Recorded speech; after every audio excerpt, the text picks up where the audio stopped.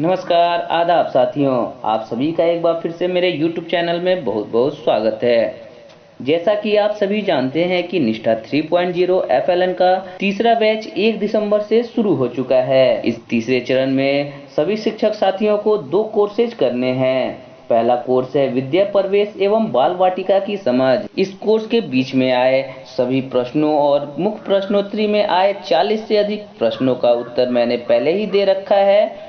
अगर आपने उस वीडियो को अभी तक नहीं देखा है तो मैं उसका लिंक डिस्क्रिप्शन बॉक्स और आई बटन में डाल दूंगा ताकि आपको सर्च करने में आसानी हो। दूसरा जो मॉड्यूल है वो है बुनियादी भाषा और साक्षरता। आज के हम इस वीडियो में बुनियादी भाषा और साक्षरता के अंतिम प्रश्नोत्तरी में आए सभी प्रश्नों का आंसर यथासंभव देने का प्रयास करेंगे। अगर आपको निष्ठा 3.0 FLN कोर्स करते समय अगर किसी भी तरह का प्रॉब्लम हो तो आप हमारे YouTube चैनल सरकारी स्कूल एक पहल से जुड़कर अपनी समस्या को रख सकते हैं। साथ ही हमारे टेलीग्राम ग्रुप सरकारी स्कूल एक पहल से जुड़कर वहां भी अपनी समस्याओं को रख सकते हैं। आप सभी साथियों से रिक्वेस्ट है कि अगर आपने मेरे चैनल को अभी तक सब्सक्राइब नहीं किया है तो सब्सक्राइब कर लें। बेल आइकन जरूर प्रेस करें ताकि हर एक वीडियो का आपको नोटिफिकेशन मिल सके। मॉड्यूल 6 बुनियादी भाषा और साक्षरता में नामांकन की अंतिम तिथि 25 दिसंबर है और इस कोर्स को कंप्लीट करने की अंतिम तिथि 31 दिसंबर है। इसलिए आप सभी शिक्षक साथी 25 तारीख से पहले इन दोनों कोर्सेज में अपना नामांकन अवश्य ही करा लें और यथासंभव 30 तारीख के पहले अपने दोनों कोर्सेज को कंप्लीट कर लें और अपने सर्टिफिकेट को प्राप्त कर लें। तो चलिए मॉड्यूल 6 बुनियादी भाषा और साक्षरता के अंतिम प्रश्नोत्तरी में आए विभिन्न प्रश्नों का सटीक आंसर देने का प्रयास करते हैं। पहला प्रश्न है, लिखने की प्रक्रिया पढ़ने के समानांतर होती है कैसे? तो इसका जो सही और सटीक आंसर है वो है दोनों अंतर संबंधित हैं। दूसरा प्रश्न है, चित्र पठन में शामिल है। तो इसका जो सही और सटीक आंसर है वो है मौखिक कौशल और सोचने की क्षमता। तीसरा प्रश्न है, प्रभावी अधिगम के अवसरों के लिए एक शिक्षक को अवश्य प्रदान करना चाहिए। तो इसका जो सही और सटीक आंसर है वो है बच्चों द्वारा खोजबीन करने की स्वतंत्रता। चौथा प्रश्न है, एक सक्रिय शिक्षार्थी कौन है जो? तो इसका जो सही और सटीक आंसर है वो है कक्षा की गतिविधियों में भाग ले।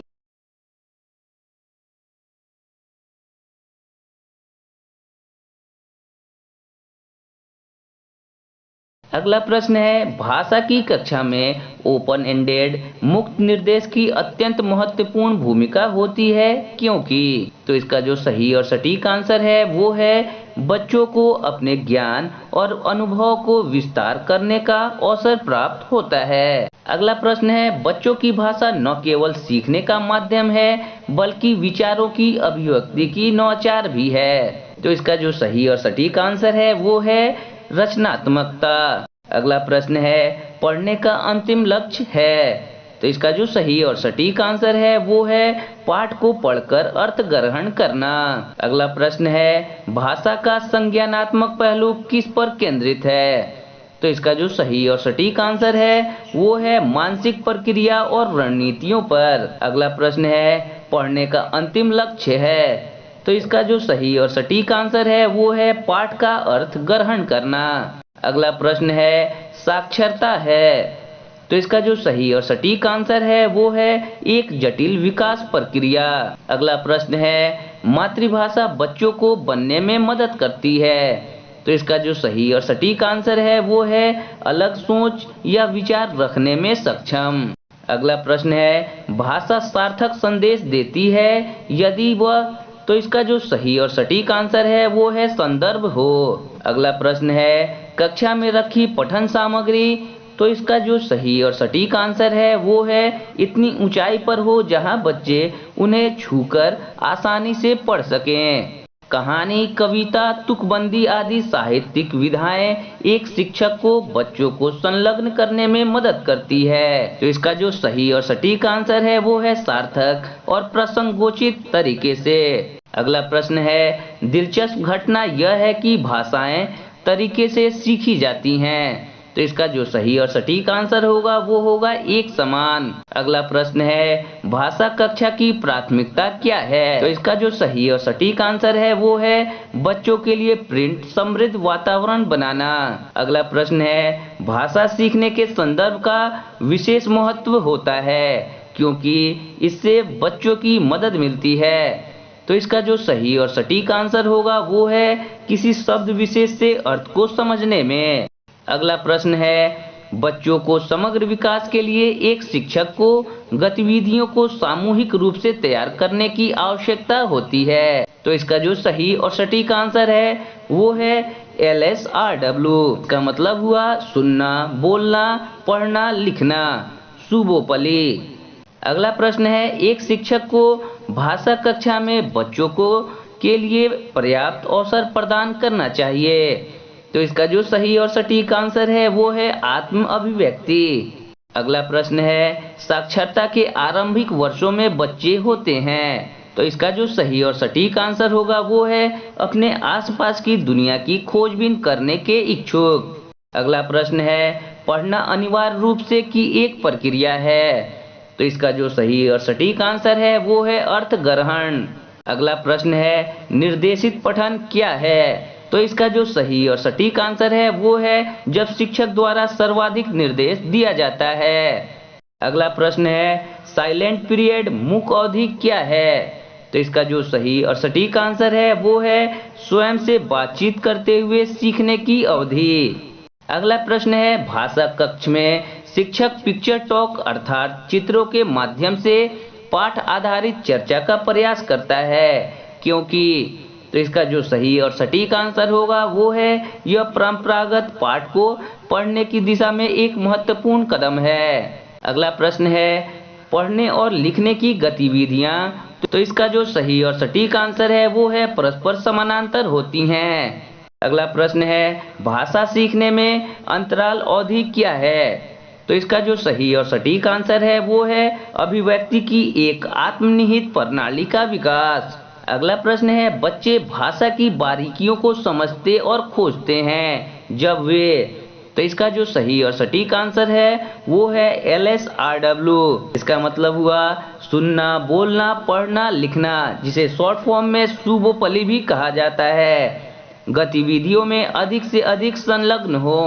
अगला प्रश्न है बाल पत्रिकाएं बच्चों के लिए संभावनाओं की एक अच्छी स्रोत हैं। तो इसका जो सही और सटीक आंसर है वो है उन्हें प्रिंट समृद्ध वातावरण प्रदान करने के लिए। अगला प्रश्न है कक्षा में प्रिंट समृद्ध वातावरण का पर्याय है।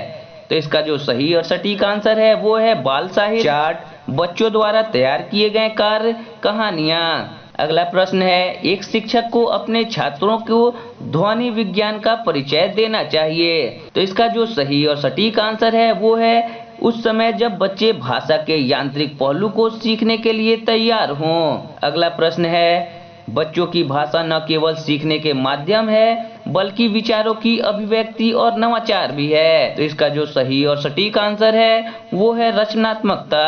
अगला प्रश्न है एक कौशल के रूप में पढ़ने के कौशल के लिए आवश्यक है। तो इसका जो सही और सटीक आंसर है वो है ध्वन्यात्मक श्रवण आधारित जागरूकता, पूर्व ज्ञान और अनुमान लगाना। अगला प्रश्न है सार्थक आधारभूत साक्षरता और संख्यात्मक कौशल प्राप्त करने वाले बच्चे होते हैं रखते हैं। तो इसका जो सही और सटीक आंसर है वो है सभी कक्षा में सीखने का उपयुक्त स्तर। अगला प्रश्न है एक शिक्षक को बच्चों को पाठ से जोड़ने के लिए चाहिए कि वो।